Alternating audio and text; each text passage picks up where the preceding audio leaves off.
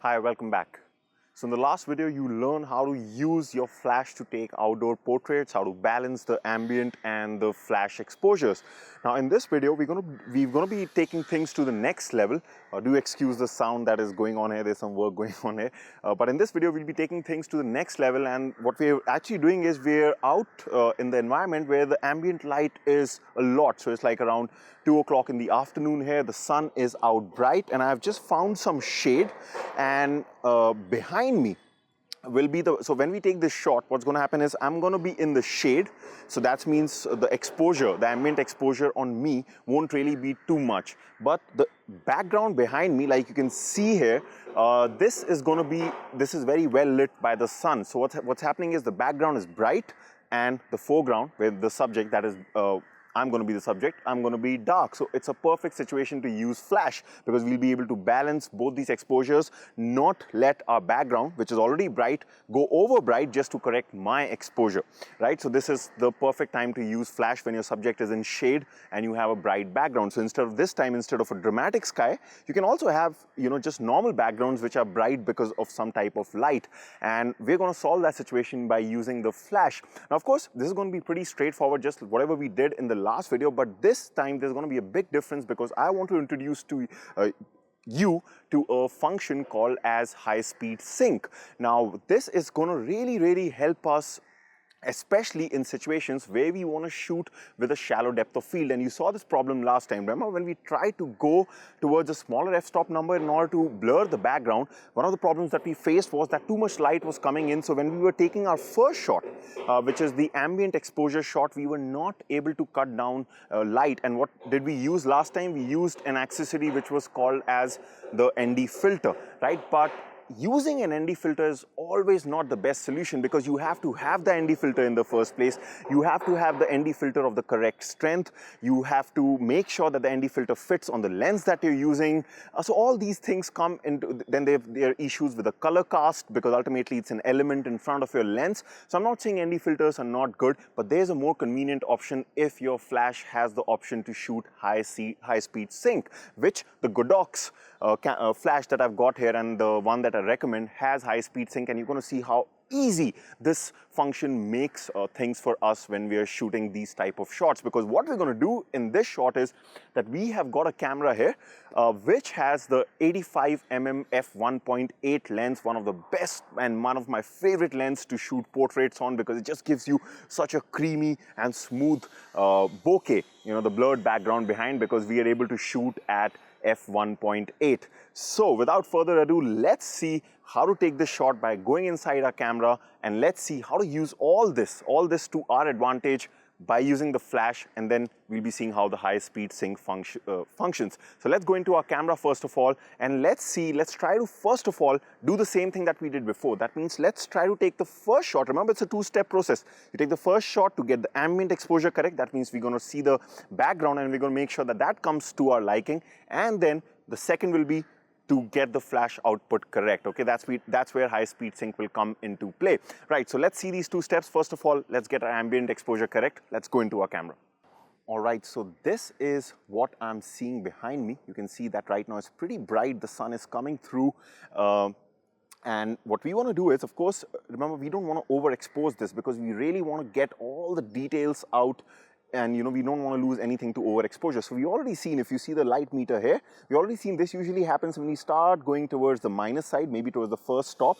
But basically we're going to underexpose this. Now let's go first of all, let's see our settings. Remember, my ISO is the lowest, that ISO 100. Actually on this camera I can even go lower. This is the Nikon D750, but right now I don't want to show you that, because a lot of cameras out there that you're using might only allow till ISO 100, but that's fine. We're going to keep it at ISO 100, the base ISO. I want to shoot this shot at f1.8 because I want to get exactly this creamy bokeh that you can see here. So we're not going to change this. But of course, because you're opening the aperture so much, there's so much light coming in, and that's usually the problem when you're trying to shoot shallow depth of field shots. So what we're going to do is, now remember, in the earlier case, all I could do right now, I just have one option to cut down light, which is that I can go this and take this to my sync speed, which is 1/200. So you can see it's just kind of cut down the light, but it's still very bright. Now the question is, how do you cut light when you're out there in an environment like this where there's so much of light, right? So remember, we could have, like last time, I can just simply put on the ND filter in front of the lens. That's going to cut down a lot of light, and that will allow me to shoot this shot at these particular settings, and that's absolutely fine. Like I said, there's nothing wrong in using an ND filter, but ultimately it's an additional accessory. So how does high-speed sync help you? Now, high-speed sync just means that if your flash has the capability of high-speed sync, it just means you can cross your sync speed. Remember, when we were learning about sync speed, we saw that when we take a shot at anything higher than the sync speed, the shutter comes in between when we see that curtain, the black band, you know. That's not going to happen if you have the high-speed sync feature on, which the Godox V8602 has. So I can easily take my shutter speed even above my sync speed and simply just use the shutter speed to cut down light like this. So just like a natural shot, like how we're used to using shutter speed in normal shots, that's how it becomes if you have high-speed sync enabled on your flash, right? So you can see here that, let's say at around 1/60, I really start to like the darkness in the background. This is not overexposing the background. We're able to see good details, and this is what I would like to shoot the shot at. And now I can, thanks to high-speed sync. So when it comes to high-speed sync, there are two things. First is your flash has high-speed sync feature, and you know, these flashes can be just slightly more expensive than the flashes which don't have high-speed sync.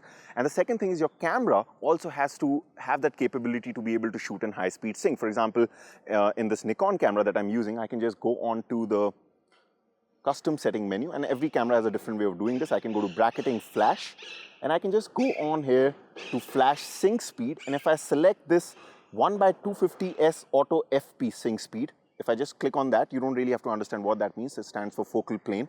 But basically, if I select this option, it activates high-speed sync on my Nikon D750. Now I can literally use this flash to fire even at 1/4000. Of course, we don't want to do that here because that's cutting down too much light. I think somewhere around 1/500 was giving us. So remember, this was at our sync speed. We were not happy with this, so we wanted to take it above. Now we can maybe, let's say, now it's a creative decision. So maybe I like this, and now I can simply go in front. I can switch. So I'm first going to do our first step. Let's take this shot. Let's see whether we're liking this shot or not. So I'm just going to go. I've already predefined my focus. I've already logged it beforehand. I've tried this shot. So I just have to literally go and stand there. My lens is on the manual focus mode, so I've locked that focal plane. I just have to use my remote shutter to take the shot. So I'm going to do that now.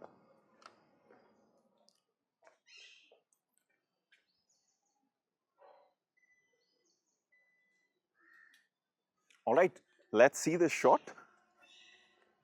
And you can see we're exactly getting what we want. That means I'm underexposed right now because we have not fired the flash, but the background is coming off a good exposure, and that's what we want. We don't want to overexpose the background. Now we have a very simple task, which is that I'm simply going to, you can see the transmitter here. I'm just going to switch this on. This is going to fire my flash. Right now my flash output is set to half. Let's try to take a shot at half, and let's see what happens. Otherwise, we can always change this later on. So let me take this shot. Now my flash is going to fire.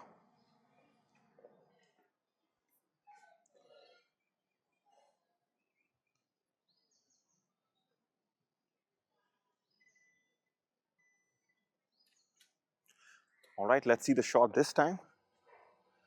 All right, so you can see we have got a fantastic looking shot where I am being lit very, very well by the flash, and you can see there is no, band at all. And, even though we are using a shutter speed of 1/6, well, how much did we use? 1/640, there's still no banding thanks to high-speed sync. So you can see if you have the high-speed sync feature, how easy it is to correct. Now, I can do a lot of things. Let's say if I just look at this shot again, maybe let's say I want to even make myself more brighter, then what do?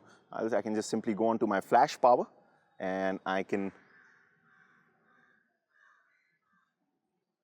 just make this to, let's fire it at full power.